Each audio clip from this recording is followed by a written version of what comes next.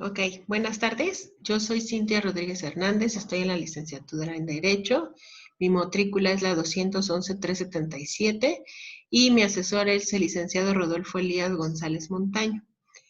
Este trabajo que yo voy a presentar el día de hoy es justamente sobre el desarrollo de un caso. El planteamiento es el siguiente. Roberto Ramírez Trejo es detenido y es golpeado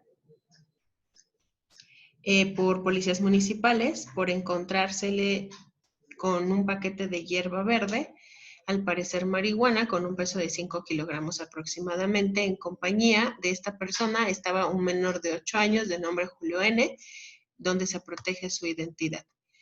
¿Quién pone a disposición a Roberto Ramírez Trejo? Bueno, la puesta a disposición del detenido va a estar a cargo del policía o policías municipales que lo encontraron en la flagrancia del delito.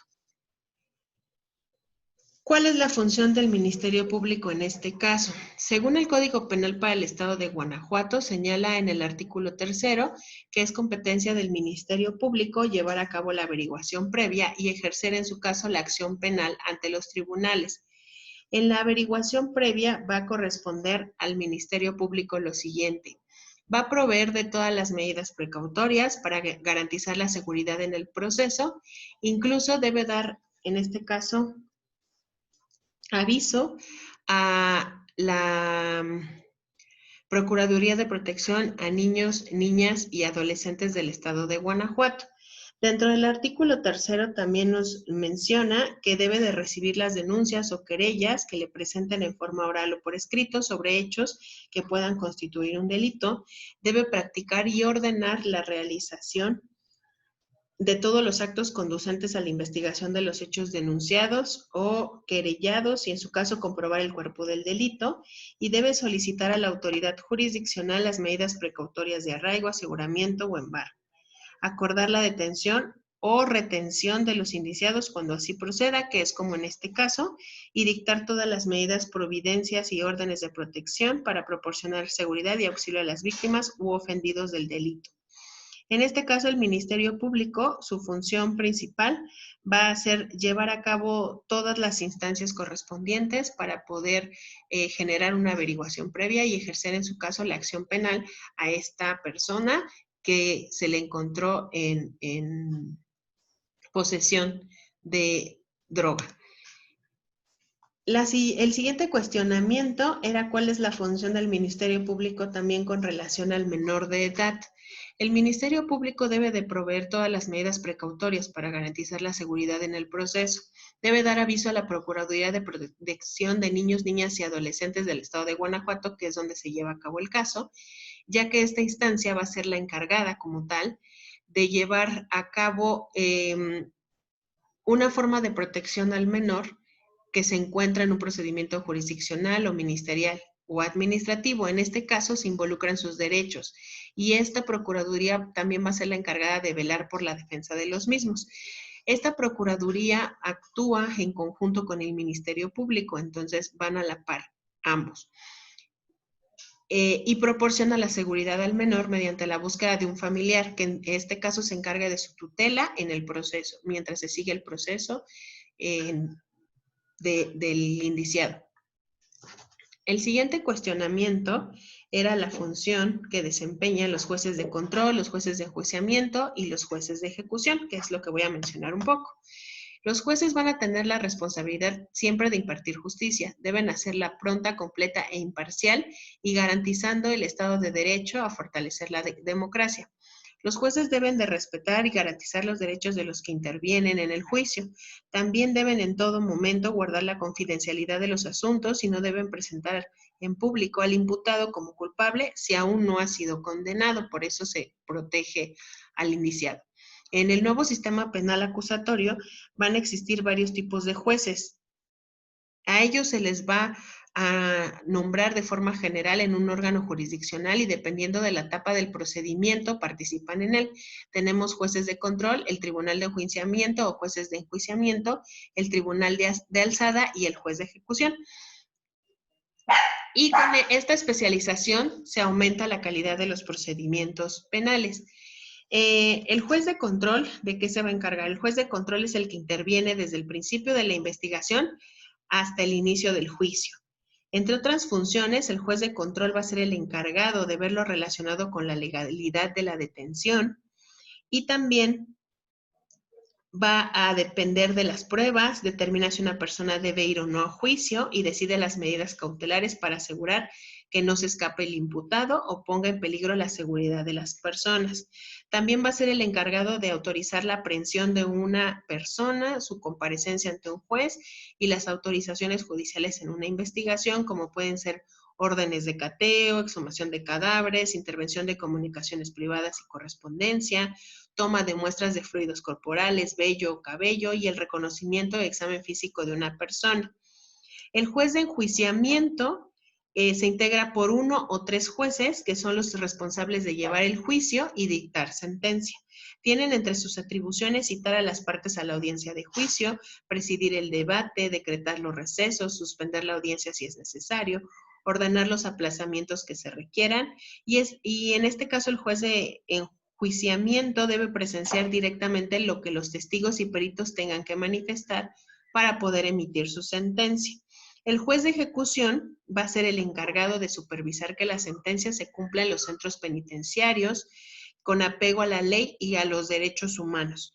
Ante el Poder Judicial no tenía la responsabilidad de dar seguimiento a lo que ocurría una vez que se dictaba sentencia.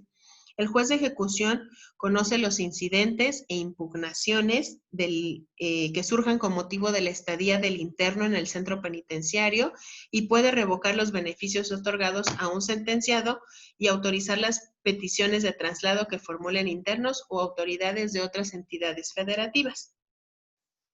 También debe asegurar el juez de ejecución que la pena o medidas de seguridad se realicen tal y como lo instruye la sentencia, así como modificar las penas y medidas de seguridad a partir de la información que la autoridad administrativa le muestre sobre el comportamiento del sentenciado. Es decir, que estos 3 jueces se vuelven importantes durante el proceso como tal, desde la parte de la investigación de las pruebas, después viene la parte del juicio y por último el juez de ejecución, que es el que observa que se cumpla la sentencia final, ¿no? Que se propone. Entonces, esa es la diferencia que tenemos con estos jueces. En la otra parte de las preguntas ¿pueden ser removidos de su cargo los elementos de la policía municipal por golpear a Roberto Ramírez Trejo? En este caso, ¿pueden ser removidos de su cargo? Sí, ya que la ley permite la ley que los policías usen la fuerza, siempre y cuando la situación lo amerite o lo justifique. Los agentes no pueden abusar de su poder ni poner en riesgo la vida del sospechoso. Esto significa que pueden utilizar una determinada cantidad de fuerza y además evidenciar el por qué la aplicaron. Por ejemplo, cuando el sospechoso quiere escapar o si se resiste al arresto o para evitar que otras personas resulten heridas o muertas.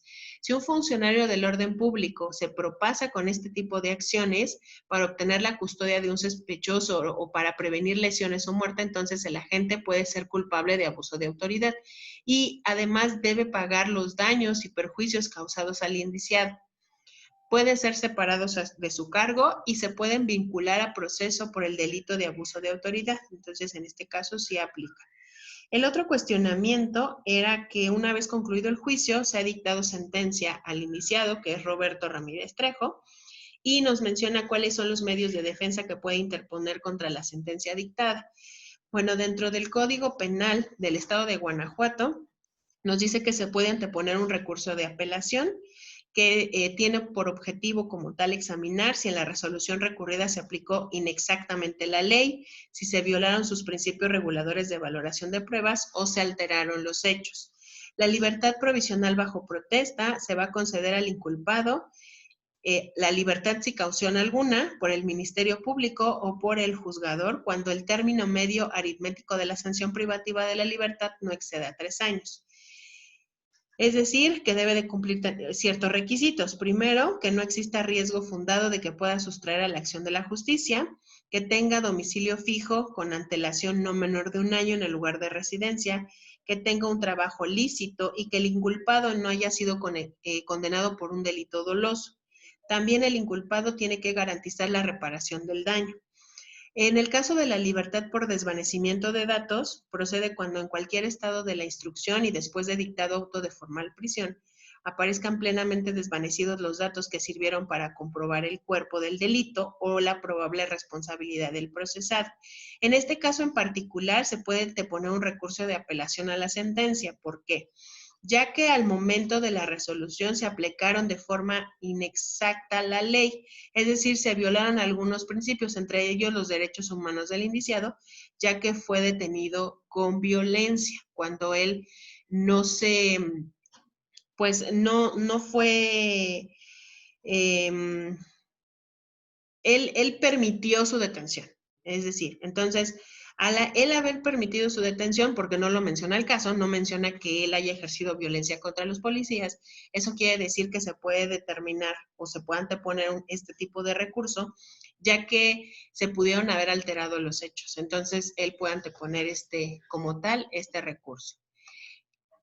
Y bueno, mi conclusión final respecto al caso y a todo lo que investigué, que me pareció bastante interesante, yo concluyo que nos podemos dar cuenta que el hecho como tal del uso de las leyes actuales vienen del derecho romano. La responsabilidad del procesamiento de los delitos puede recaer en una autoridad específica y puede ser un fiscal o un juez de instrucción. En algunos estados, el juez de instrucción va a garantizar la supervisión judicial de todo el proceso y hasta el enjuiciamiento. Normalmente la policía es la que dirige la investigación y el fiscal es el que debe valorar objetivamente si existen suficientes elementos de prueba para la acción judicial. Cabe hacer la mención que ha cambiado un poco el nombre. Eran Ministerio Públicos, ahora los podemos encontrar como fiscales. La fiscalía debe demostrar que las pruebas que se obtienen de conformidad con la ley y no se vulneraron los derechos del imputado. Eso es importante porque en este caso en especial sí se vulneraron sus derechos, ya que fue agredido. Entonces, él tiene ahí, aunque haya sido culpable del delito, tiene ahí una forma de anteponer un recurso, ya que actuaron erróneamente los policías al momento de la detención. Y las pruebas quedarán descartadas cuando obviamente no afectan el proceso y no pueden utilizarse para determinar la culpabilidad. En numerosos sistemas existen que el fiscal revele toda prueba que pueda demostrar que el encausado no fue el autor del delito o que el delito fue cometido por otra persona, que no aplica en este caso. El fiscal debe investigar tanto las pruebas exculpatorias como las incriminatorias, lo que resulta especialmente necesario en los países que salen de situaciones de conflicto, habida cuenta de la posible carencia de suficientes abogados defensores facultados para realizar investigaciones en nombre de sus clientes. La función del fiscal es brindar un modelo que garantice la equidad del proceso. Y es lo que se busca en esta parte de la ley, que el fiscal sea el encargado de llevar a cabo un proceso y que garantice que siempre el proceso va a ser de equidad, tanto para la parte acusadora, en este caso los policías, que son los que encuentran en flagrancia del delito, como en el inculpado y sus derechos humanos. Recordemos que venía con un menor de edad, entonces era innecesaria la parte de la violencia previa, ya que según se nos dicta en el caso, no hubo violencia por parte del inculpado, ya que la detención o él permitió la detención de su persona. Entonces, esa es parte de mi conclusión y bueno, esta es mi información o la información que yo recabé sobre el caso que nos fue proporcionado. Gracias.